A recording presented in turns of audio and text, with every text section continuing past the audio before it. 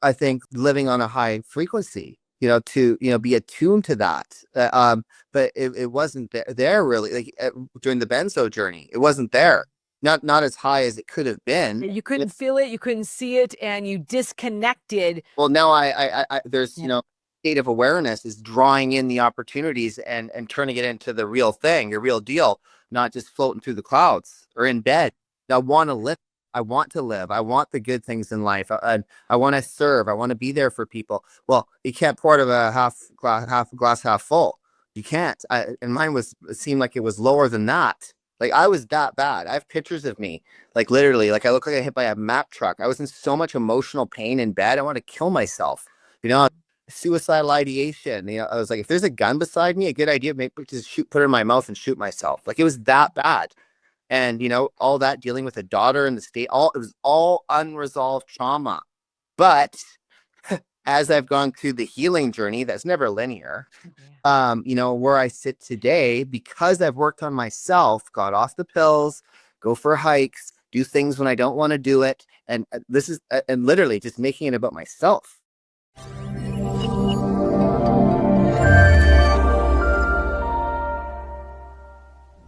Thank you for joining us at the Dating Grant Show, and welcome back. I have someone really interesting today, and he's so interesting that we're going to tape him on his iPhone because you're going to want to hear what he has to say, and we are going to have the most interesting conversation, so you're going to want to hang on, stay tuned. Welcome, Ryan Phillips. You have had, your life is so big, from hockey player to the benzos. We're going to talk about it all.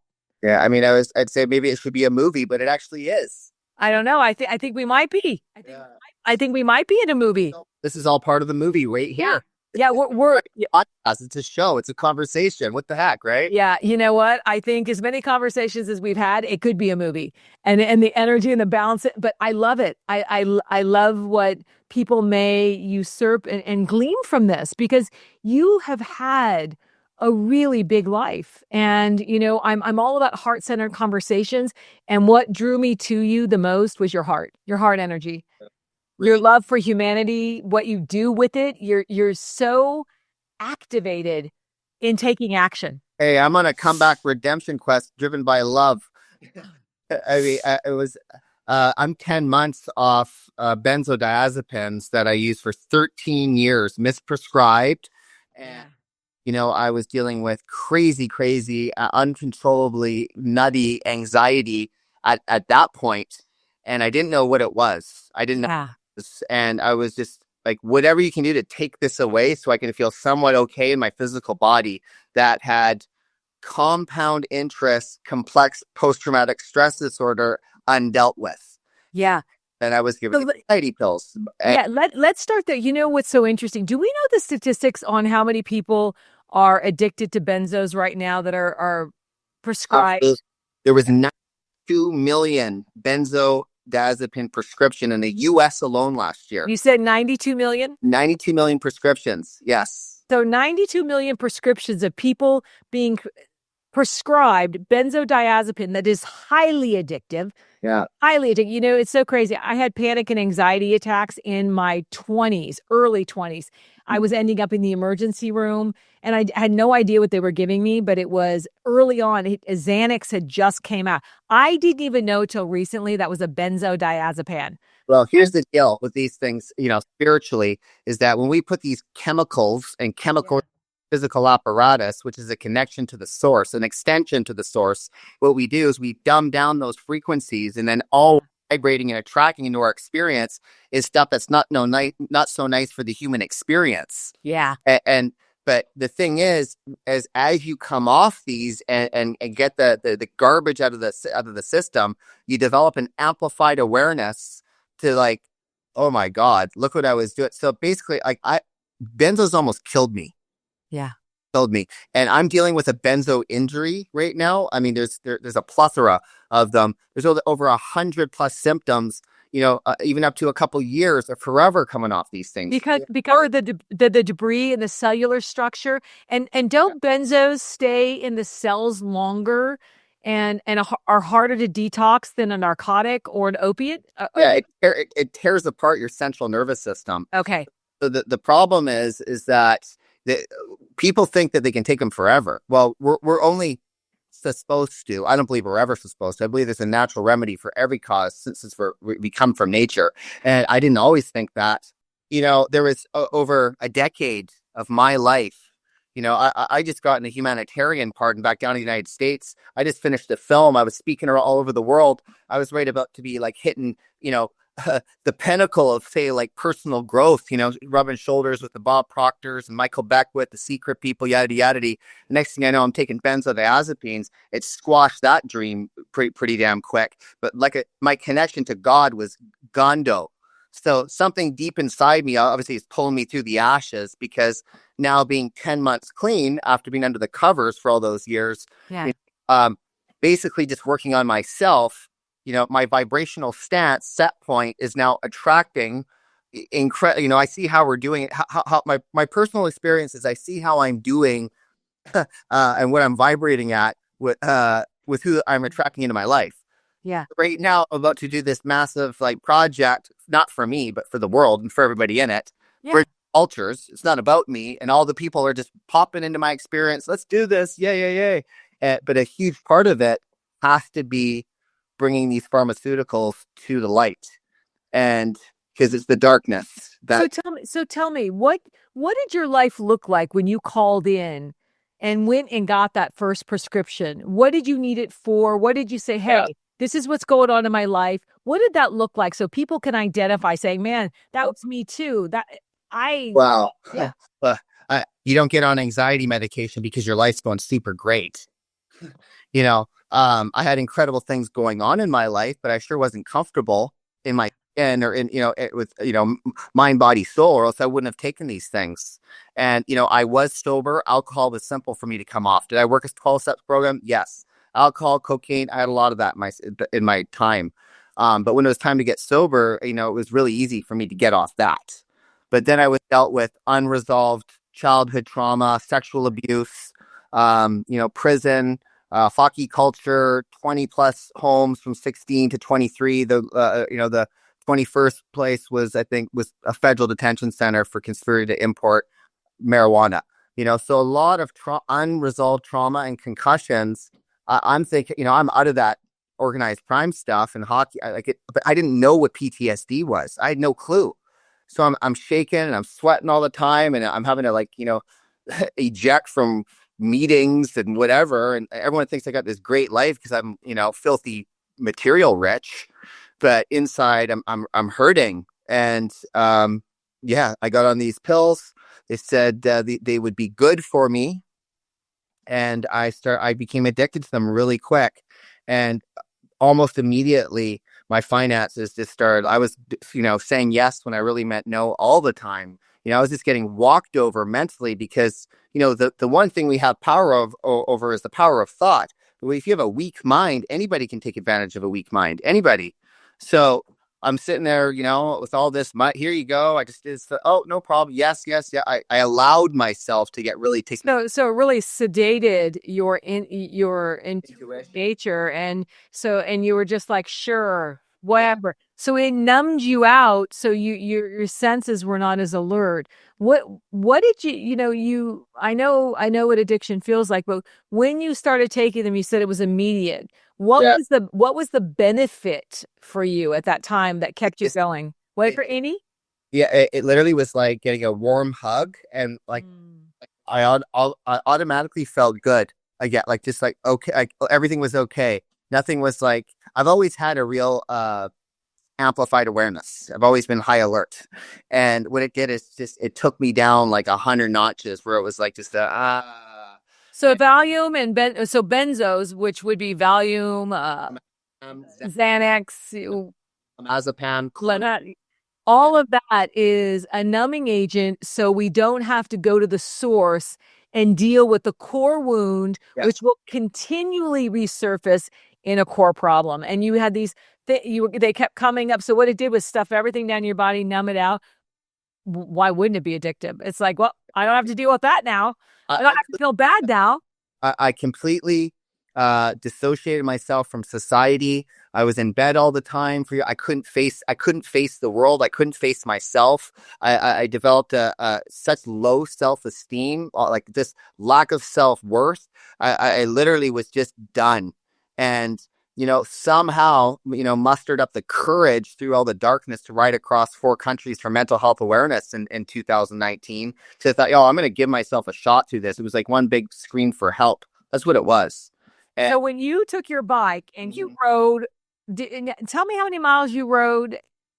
It would have been about 5,000 miles across Canada. And you were still taking the benzos at that time. 4 a day. Yeah, How much? 8 milligrams a day. And I And get 4 0? I was taking 4 milligrams a day. 4 milligrams. Sorry, 4 pills, 4 2 milligram pills. But I ran out. Like in the second province. I ran out, and I think I had to see like the doctors didn't want to prescribe them to me going across Canada, but they did. And I was like, I have to take them. I'm addicted to them. I won't be able to go. I can't ride. I'll go through massive withdrawal, end up in the hospital. Yada, yada. So here's this mental health guy, going across Canada like an inspiration, inspiring people and to talk and get help. And, I'm suffering on benzos and, unresolved trauma, all this stuff. Then I go do National Geographic after the ride, thinking that like, oh, now my world's going to open up, because they promised a feature film and a TV series after doing Locked Up Abroad. COVID hit. I'm at a film festival in California. I think my life's just going to blow up and I'm going to have like opportunity never, whatever. Yeah. Blow up in a good way. Blow up in a good way. Yeah. God willing, only a good way in the universe. Right. But, COVID hit. I was in bed for like 2 years. I didn't get the jab. So my family wouldn't talk to me. And, my daughter was missing and she had her child, like she's an addict. So like I didn't take life to get any worse. So chaos was just everywhere. Yeah. Everywhere. Yeah. And, fast forward, making it through that, I ended up in Southeast Asia last year around this time. And I went on a journey to heal myself with one of the top doctors in the world for post-traumatic stress disorder. And the day I was supposed to go see him, one of his top clients committed suicide. He relapsed that night. And so I left. I went to Koh Phangan, which is a little island close to there. And 2 days in, I was still on the benzos at the time. 2 days in, a drunk driver hit me. And I shattered my ankle in half. And, flew back 3 days, no sleep, flew back to Vancouver. And they literally rushed me from the airport to the hospital, put me out, 6 screws, a plate later, almost died on that thing. Like it was crazy. But in that time, since then, I said, if God, you give me one more chance, I will do your work. Thy will be done. I am here to serve. No more funny business. Let's go. And, conceived Bridging Cultures, got off benzos, all the, like, what the heck? Thank you. I'm grateful. At the same time, what a journey, right? Jeez. Yeah. I mean, what a journey. And I know, in this capsule of your life, what a journey. I mean, being even a professional hockey player, the amount of trauma that you went through, not only with concussions, but with the culture, the hockey culture that you endured and have had to recover from. I mean, there are so many layers, Ryan, to your life that it makes perfect sense why you didn't want to feel any of it, or you didn't even give yourself permission to feel. And I think it's so important to give yourself permission to feel. And even now, hey, feel sad, feel the trauma, feel the pain. First I've ever felt really, really been allowed to feel is now. Allowed. Oh, God works in mysterious ways. I'm surrounded by angels. I'm talking to one right now. He's just putting angels, in the form of human beings in my life. And that was surrendering and letting go. Absolute. Literally, I thought I knew what letting go was. Not a chance. I do now. I understand it on a deeper level. I don't know anything, but spiritual. I think the more evolved we get, the more we claim less. I don't know anything. In my 30s, I knew everything. Now it's I know nothing. Oh shit. Spiritual being, human experience. And whatever we can co-create together of like minds, like here we go. As long as we're not screwing each other, it's all good. And Yeah. that's what is kind of taking place with this bridging cultures thing. And because it's not about me, it's about humanity. That the level of the frequency of people that are coming into the vortex is just like, wow. Well, you talk about that. You talk about frequency and vibration and what you call in. But what I recognize, and when I met you originally, is you have always called in high frequency. And then you've always called in extraordinary opportunities. And what I recognize this because I've been there, I've done that and numbed out doing it. But you sabotage. You achieve it and then sabotage. So this low self-worth that you talked about, what was the bottom, Ryan? When was your bottom that you just said, man, it doesn't get any worse than this? I know you got arrested in California. I think it was California. You couldn't go to the United States, but you can now, can't you? You can come in. I got arrested in Washington. Washington. Conspiracy to import 103 pounds of marijuana. I did 500 days without seeing the light of day in a maximum federal penitentiary. Anyways, that was and that was before it was legal.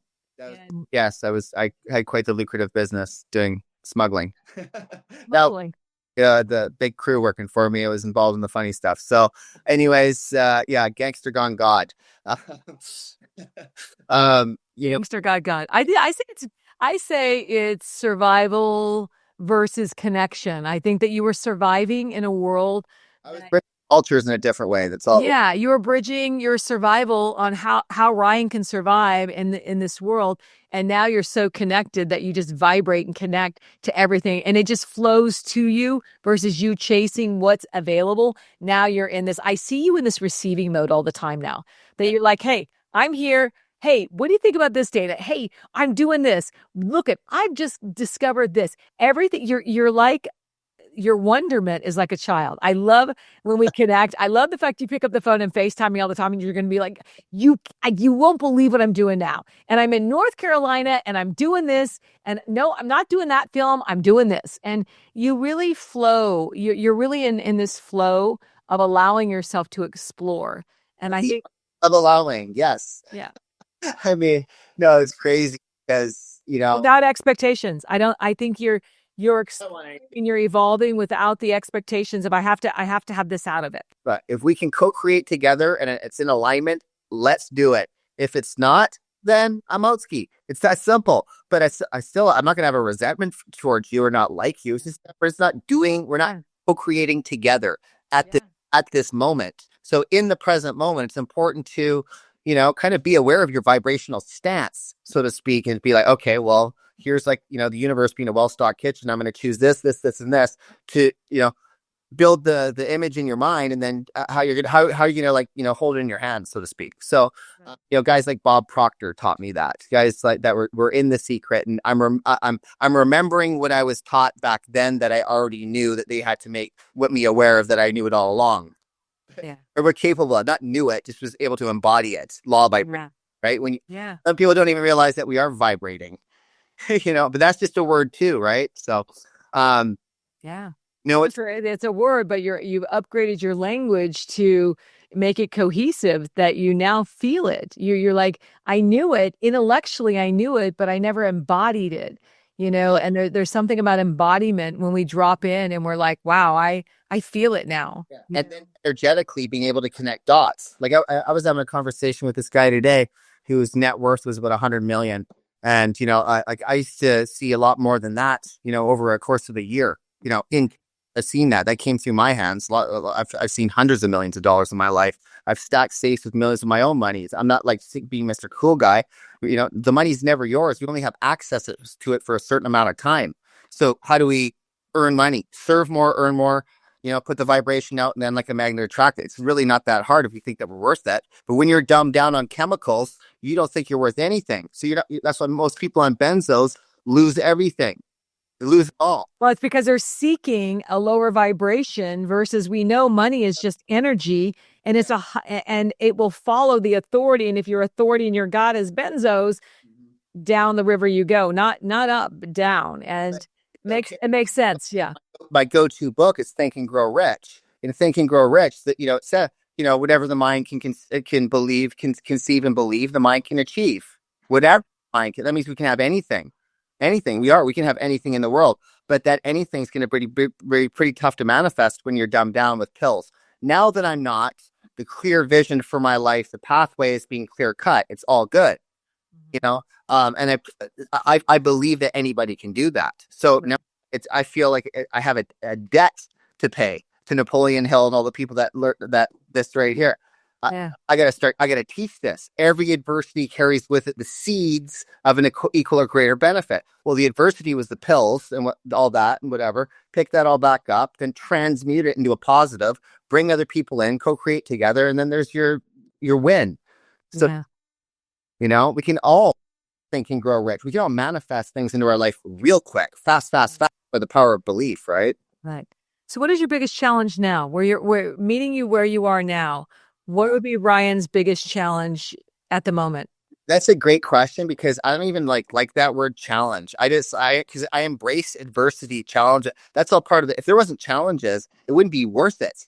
Yeah. But it would be too easy. Then everybody would be doing it. What's your relationship to challenge? It's how you digest the word challenge. I mean, challenging can be a positive thing, that we were challenged to all level challenges, and you think like, oh, well, if that person doesn't do this with me, it's that I can't, whatever. But then you realize, okay, that didn't work out for something massive to come in. But it's all perspective. It's how we see it.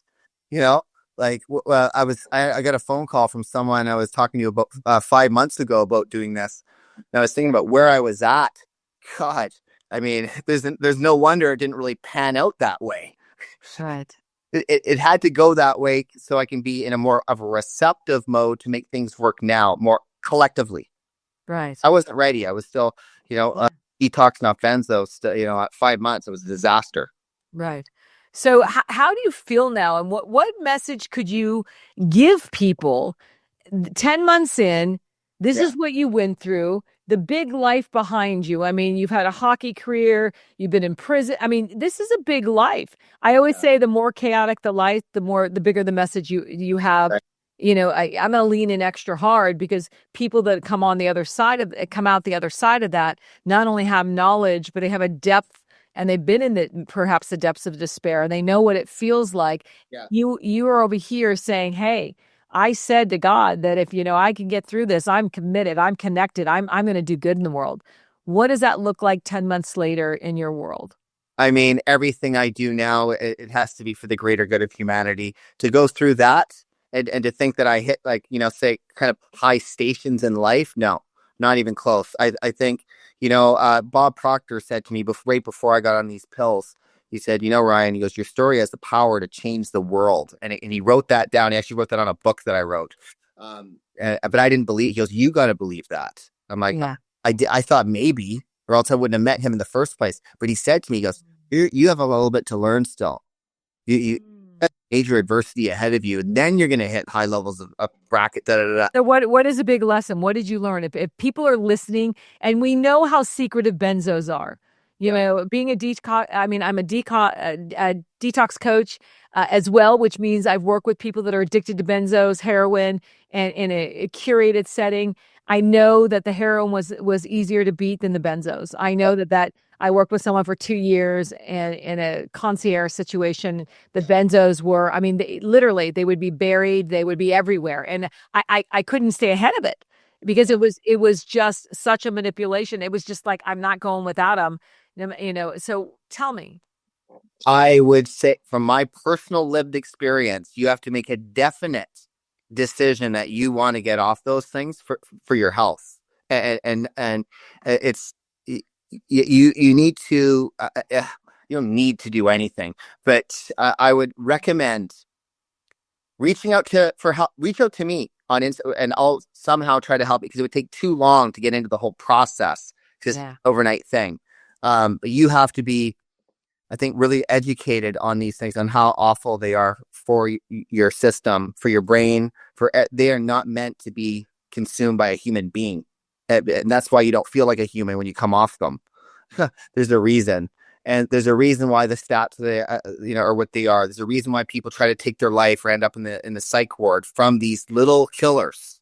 Well, you know what's so interesting about that is I saw something, tell me if this is true or not, that opioids are easier to get off of, but they're also, it was a class 2. I think now it's a number 1 class of medication. Benzos are the most addictive Yes. they're, I mean, they is it class 2 now? I was chewing them. It got to the point where I couldn't get it in my system fast enough. I'd be Oh, sitting down in a meeting and I have to run to the bathroom, or I try to yeah. nobody looking, but sometimes I get caught. Like, oh, what did you put in your mouth just now? Like, it was that bad. And, they put benzos in weed. They put benzos in fentanyl, benzos in cocaine. They're putting in everything because people they're so hard to come off them that it's been proved they're harder than heroin to come off. It's like a long time. And, the, the fuckery. Yeah. Well, I also know this. I know that you said, reach out to me. I know how accessible you make yourself. I know how generous you are of spirit. I know that when you said that, you meant that. If someone reached out, you would make yourself available. Book my friend Jenny Karnaslowicz wrote, and it's called Safely Taper Off Benzodiazepines. And this, like the encyclopedia to come off benzos. Everybody who's on benzos should read this book. We'll make sure that link is in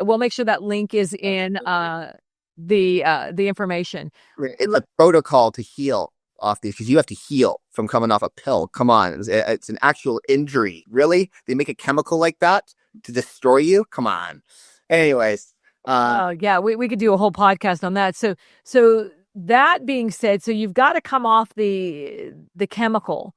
And then we have the body, mind, soul. We have the organic. We've got the trauma. We got everything float. So here you stop the medication that's killing you. And now we've got all the emotional debris coming up. Yeah. We've got the foster homes. We've got the trauma from the hockey. We've got all the things that are swimming in your head that you've numbed out. How did you deal with that? Well, I've never been to the psych ward.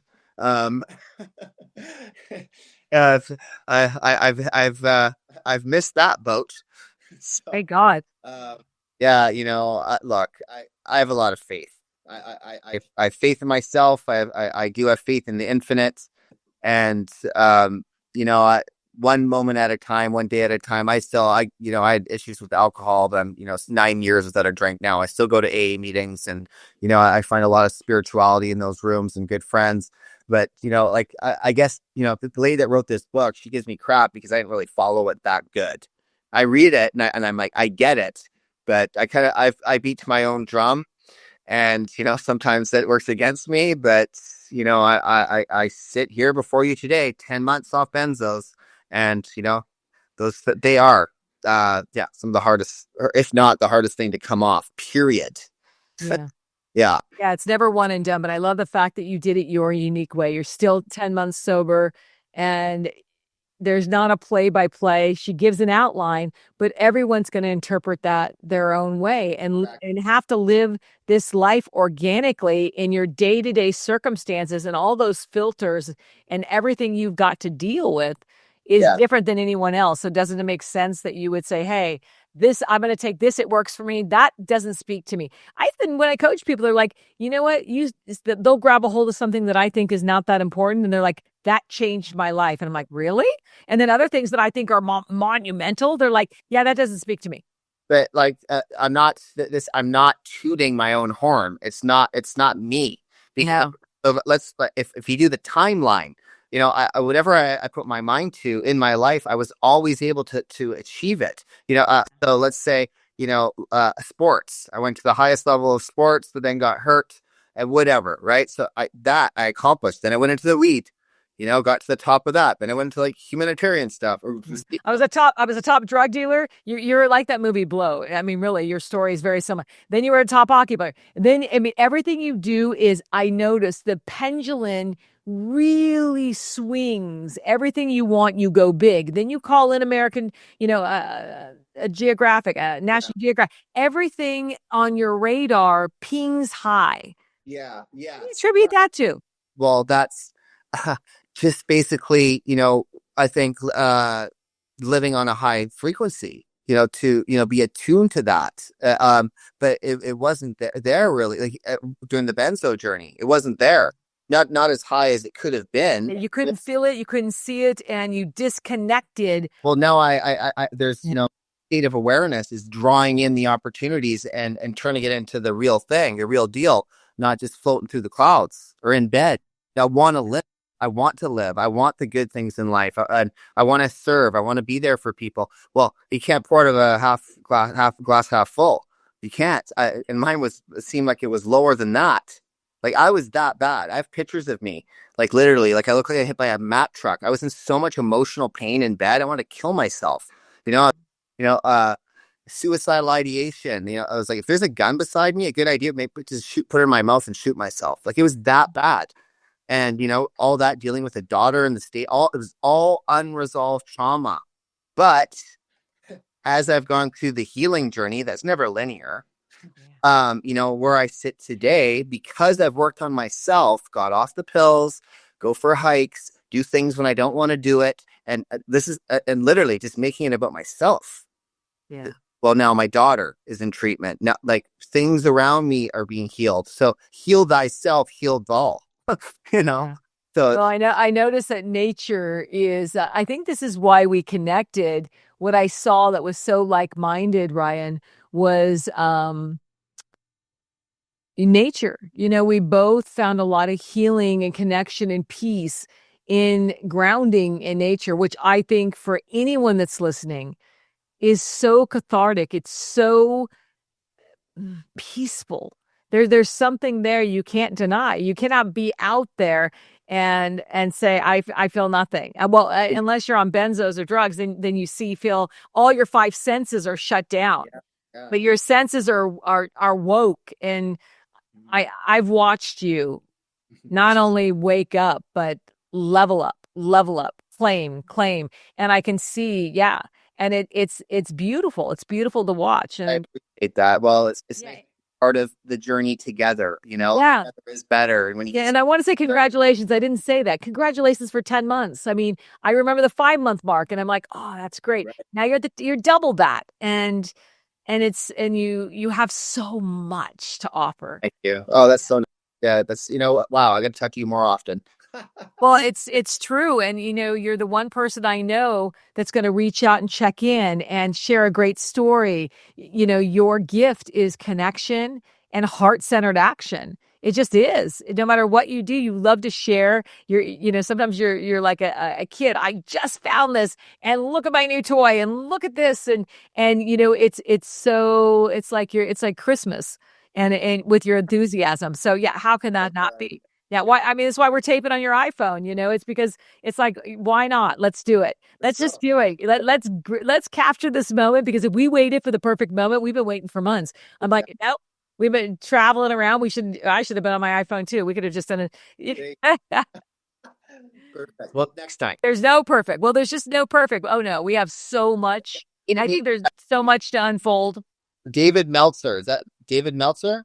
Yeah, I just had him on my podcast. Yeah, I need him because he's part of the Napoleon Hill yes. Foundation. Yes. Yeah, so I definitely, Bob Proctor signed my first book. He was such a good guy, and oh yeah. Son Brian's a great guy too. Yeah. He didn't charge me anything to do he actually read my book. He actually read it and talked to me about it. It was kind of cool. I was like, oh, and that all started with me doing a fun video of meeting him. Like when I was before the benzos, I manifested Bob Proctor in my life in like a week. I was like, I need to be Bob Proctor right now. And it was kind of joke. Just next thing I know, I'm at his house in Toronto and like having dinner with him. It was pretty cool. So what's so great about all of this? I mean, people can say, well, he was famous and he was this, he was that. You were famous for being a drug dealer. You were famous for being a hockey player. You've done incredible things. But what I see is that you just take risks. You take them. And that pendulum does swing on the level of risk you take. But now you take, yeah. I'm all in. I was all in on the benzos too. Yeah, exactly. All in. Yeah. I was going to take like a lot of benzos. Yeah. Well, in that being said, I have enormous respect for people. Enormous. When I watch people in their adversities. And I mean, let's face it, if we've had any form of addiction, we're friggin' all in. We're not like dabbling in addiction. It's like, this is working.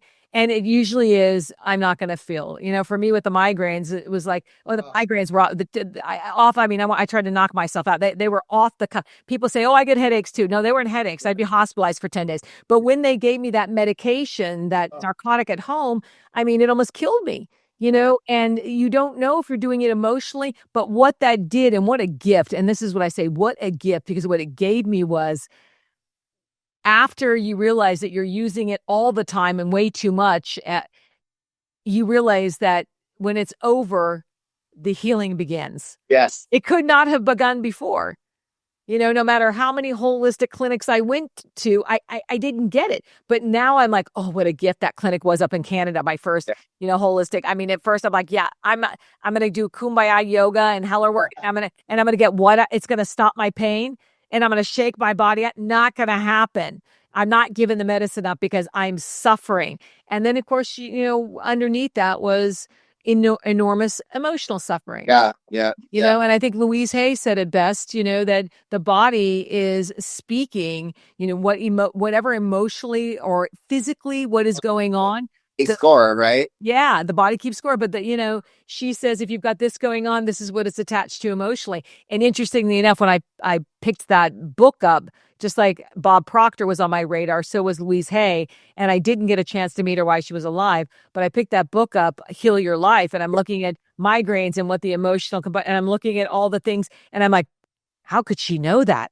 I mean, at first I would have never believed it. And then I found out we're born on the same birthday, same day, same day. And I'm like, what a surprise. I mean, signs are everywhere. Signs were everywhere for you too. I love the fact that you listen now, you call people in, and you do. It's like you're on my radar, and from day one, it was like boom, boom. It's just like laser focused, and you stay very laser focused. I mean, I know that you feel like, I know the world is your oyster and there's so many opportunities, but you stay very focused on what it is that it means. This is where I don't see you altering. What means something to you, you stay very connected to. I mean, look, I turned 50 in July, so now it's just all about the legacy. It's all about the legacy. Look at that, whatever, and fun. If it ain't fun, I ain't doing it. So, blessed to have really good people like yourself that are all part of this, and to show. I want to be able to show in action how there's enough abundance for everybody to do well. Like truly. Serve more, or it actually is a thing. Sometimes like people are they're scared to give. They're scared, but the scared is the scarcity and the lack, that if they give, they're not going to have enough. And what people don't realize by us, but it's like the more you're able to show up in service, this masculine, feminine side, you can receive more if you're willing, your life force energy, if you're willing to give. And I love the fact that you exemplify that.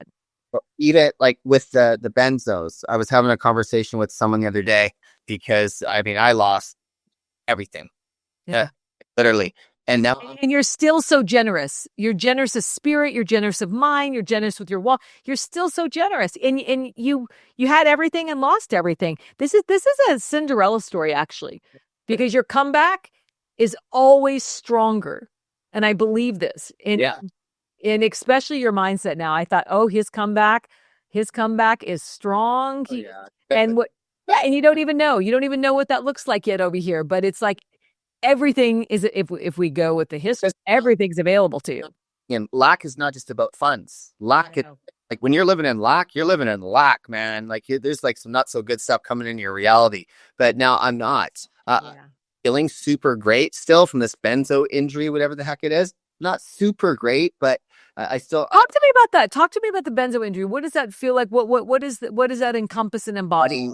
I feel like I can feel my nervous system is like so it's still vibrating. It's not numbed out. You can still feel it activated. I get really overstimulated when I'm around a lot of people, and I just don't want to be around. But it's not true. It's not like that. It's actually because my nervous system can't take it, and I get really like overstimulated. It's hard for me. So I've seen that. Yeah.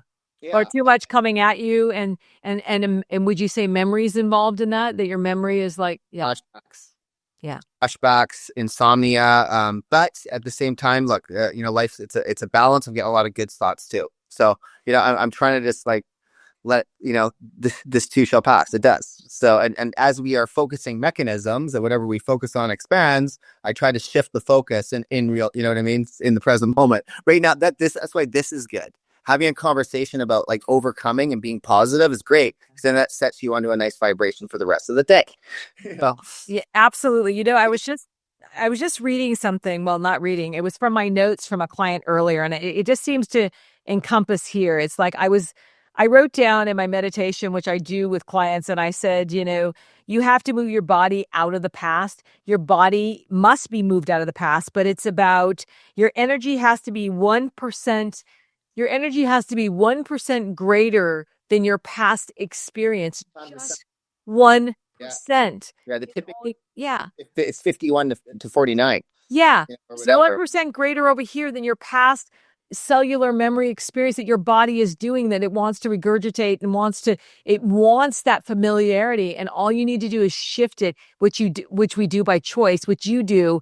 Yeah. And what I said you exemplify is you're always leaning in to that 1%. Like, hey, And that's a huge yeah, thing that with huge. you do or have whatever you want Yeah. is basically stepping into that future reality. The future is now in the present moment. Act as though it were. Act as though it were, and let the unseen become seen. You already have it. It's already there. If you can think it, it can be created. So it's already created. You just haven't like gone through the experience yet.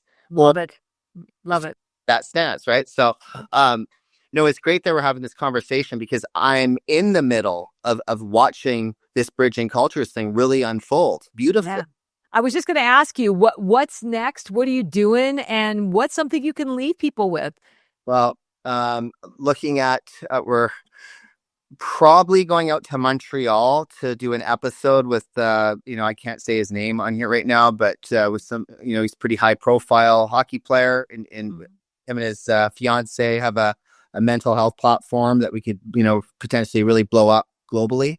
And I'm potentially going to Africa to help with some kids clean water, and a water bottle that's being put out to humanity that I'll give you a link. It has a magnet on it where you can film at the gym, and it's all like a really like nice, it's any new invention. So Love it. yeah. Love it. I used to support Charity Water a lot.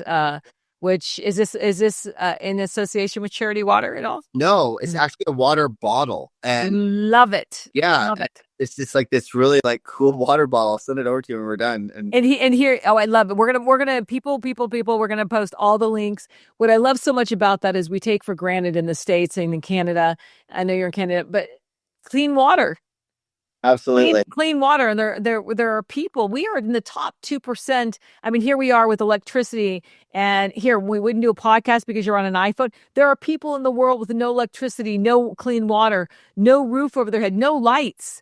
And, when I say we're in the top 2%, I just told someone the other day, I said, listen, because my book is coming out, and I said, hey, this 1% of the people, 1% of the 8 billion people in the world publish books. This is statistically proven. And out of every book, only, not only, but 250 reads come out of that. And what I loved so much about it is that I was really saying I was just myself. And I'm like, oh, book's not good enough. I'm gonna re-edit. I'm gonna re-edit. Here's the 400 pages to 191. I printed it out again. I'm like, I'm gonna re-edit again. And I'm like, let it go. Let it go. No more re-edits, because you know what?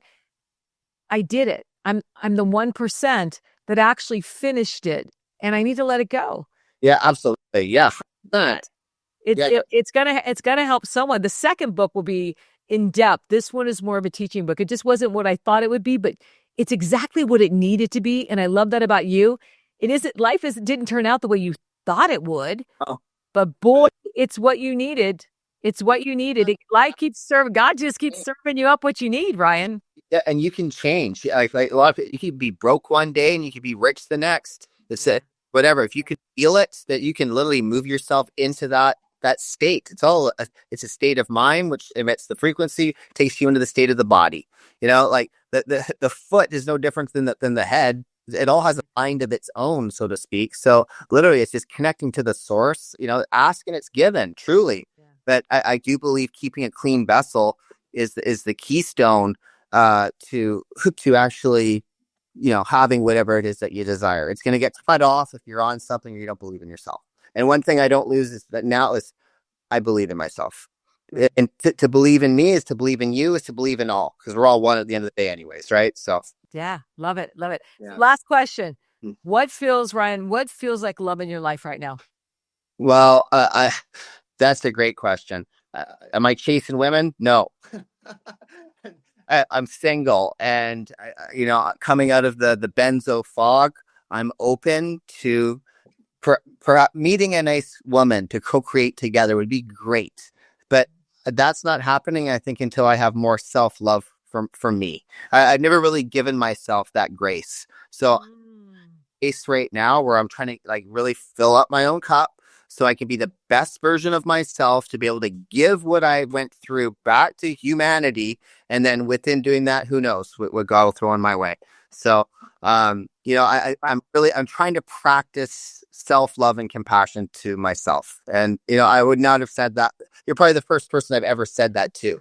Well, I love that. And I love the fact that I'm the person that asked that and that you said that too. I'm just looking to see if I didn't write any questions, but I wrote some notes. But anything else you want to add? Well, we'll save that for the second one. Okay. Ryan Phillips, you are just so heart-centered. I always love connecting. I love your story. I love your growth. I love when we connect. You're always doing something new and always exploring. You never sit still. Oh God. You're like, oh, I'm doing this. Nope. I mean, we've tried to catch up. You're like, nope, I'm in this state. Nope, I'm out of the country. Nope, I'm going there. And it's, yeah, I love that. I love that about you, that you take the opportunities and you don't wait. You don't wait. And yeah, well, I love you. I adore you. I thank you for being here. And Ryan Phillips, we're going to give you all the links, people. And thank you for joining us today. Download this share this for anyone you know that is struggling. Reach out. Ryan and I both are probably we'd answer any questions that you want. Absolutely. So, I'm here to serve for sure. I love that. All right, everyone. Thank you for joining us today. Bye for now.